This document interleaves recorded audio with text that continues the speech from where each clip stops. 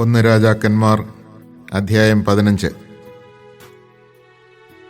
നെബാത്തിന്റെ മകൻ ജെറോബോവാമിന്റെ വാഴ്ചയുടെ 18-ാം വർഷം അബിയാം യൂദായിൽ ഭരണം ആരംഭിച്ചു. അവൻ 3 വർഷം ജെറൂസലമിൽ ഭരിച്ചു.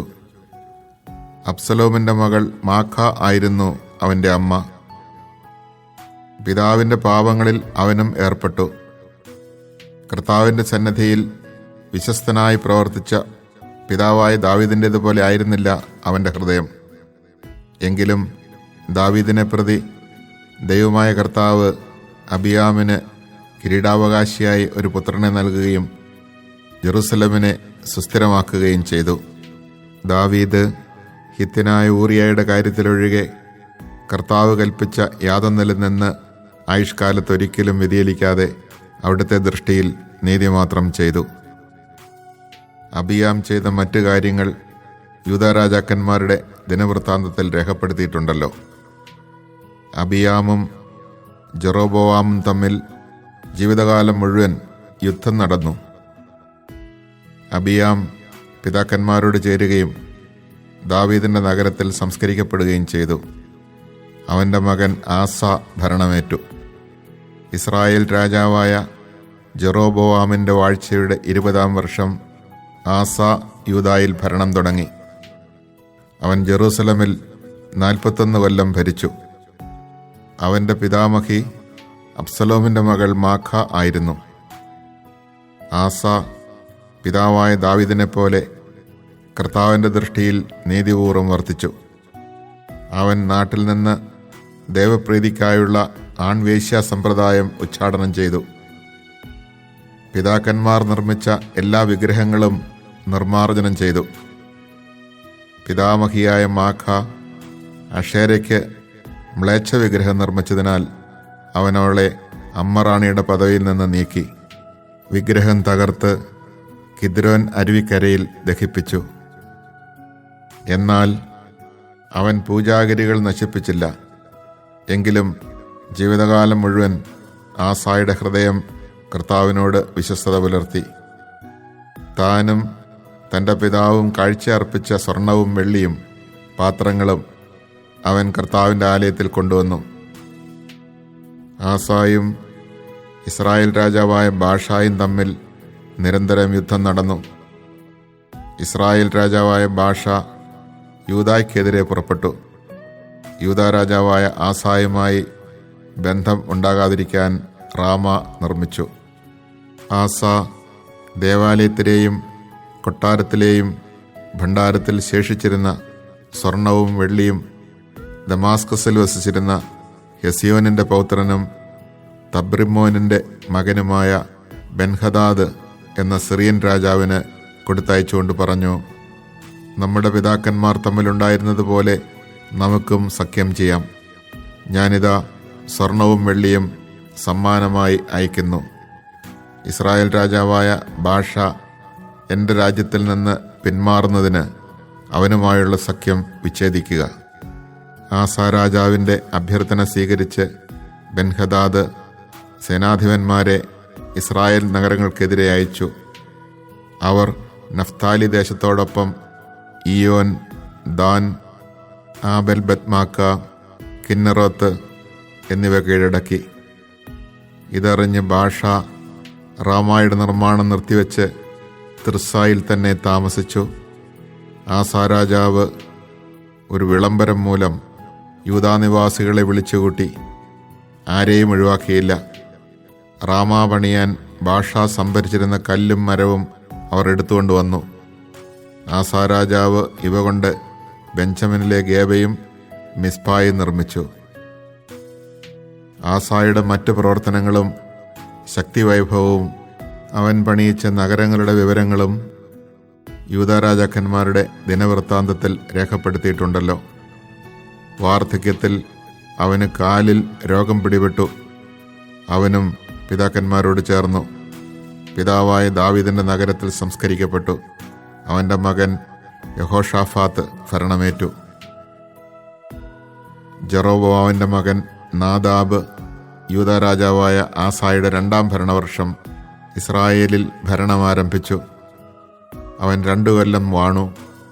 തൻ്റെ പിതാവ് ഇസ്രായേലിനെ വഴിപിഴപ്പിച്ച പാപമാർഗത്തിൽ ചരിച്ച് അവൻ കർത്താവിൻ്റെ സന്നിധിയിൽ തിന്മ പ്രവർത്തിച്ചു. ഇസ്സാക്കർ ഗോത്രത്തിൽപ്പെട്ട അഹിയായുടെ മകൻ ബാഷ അവനെതിരെ ഗൂഢാലോചന നടത്തി. നാദാബും ഇസ്രായേലും ഫിലിസ്ത്യ നഗരമായ ഗിബത്തോൺ ആക്രമിച്ചപ്പോൾ ബാഷ അവനെ വധിച്ചു. ഇങ്ങനെ യൂദാ രാജാവായ ആസായുടെ 3-ാം ഭരണവർഷം ബാഷ നാദാബിനെ കൊന്ന് തൽസ്ഥാനത്ത് വാണു. രാജാവായപ്പോൾ തന്നെ അവൻ ജെറോബോവാമിൻ്റെ വംശം മുഴുവൻ നശിപ്പിച്ചു. കർത്താവ് തൻ്റെ ദാസനും ഷീലോന്യനുമായ അഹിയാ വഴി അരുളിച്ചെയ്തിരുന്നത് പോലെ അവൻ്റെ സന്തതികളിൽ ആരും അവശേഷിച്ചില്ല. ജെറോബോവാം ചെയ്തതും ഇസ്രായേലിനെ കൊണ്ട് ചെയ്യിച്ചതുമായ പാപങ്ങൾ ഇസ്രായേലിൻ്റെ ദൈവമായ കർത്താവിൻ്റെ കോപം ജ്വലിപ്പിച്ചതിനാലാണ് ഇത് സംഭവിച്ചത്. നാദാബിനെക്കുറിച്ചുള്ള മറ്റു വിവരങ്ങളും അവൻ്റെ പ്രവർത്തനങ്ങളും ഇസ്രായേൽ രാജാക്കന്മാരുടെ ദിനവൃത്താന്തത്തിൽ രേഖപ്പെടുത്തിയിട്ടുണ്ടല്ലോ. ആസായും ഇസ്രായേൽ രാജാവായ ബാഷായും തമ്മിൽ നിരന്തരം യുദ്ധം നടന്നു.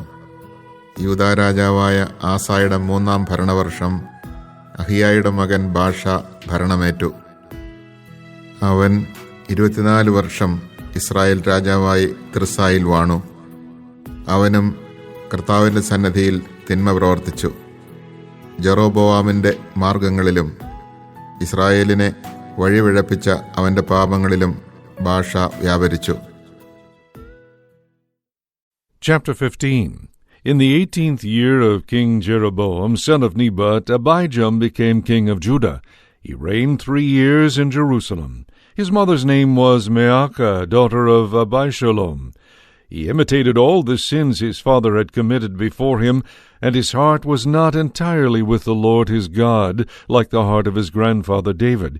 Yet for David's sake the Lord his God gave him a lamp in Jerusalem, raising up his son after him and permitting Jerusalem to endure, because David had pleased the Lord and did not disobey any of his commands as long as he lived, except in the case of Uriah the Hittite. The rest of Abijam's acts, with all that he did, are written in the book of the Chronicles of the kings of Judah.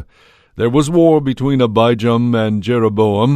Abijam rested with his ancestors. He was buried in the city of David, and his son Asa succeeded him as king. In the 20th year of Jeroboam, king of Israel, Asa, king of Judah, began to reign. He reigned 41 years in Jerusalem. His grandmother's name was Maacah, daughter of Abishalom.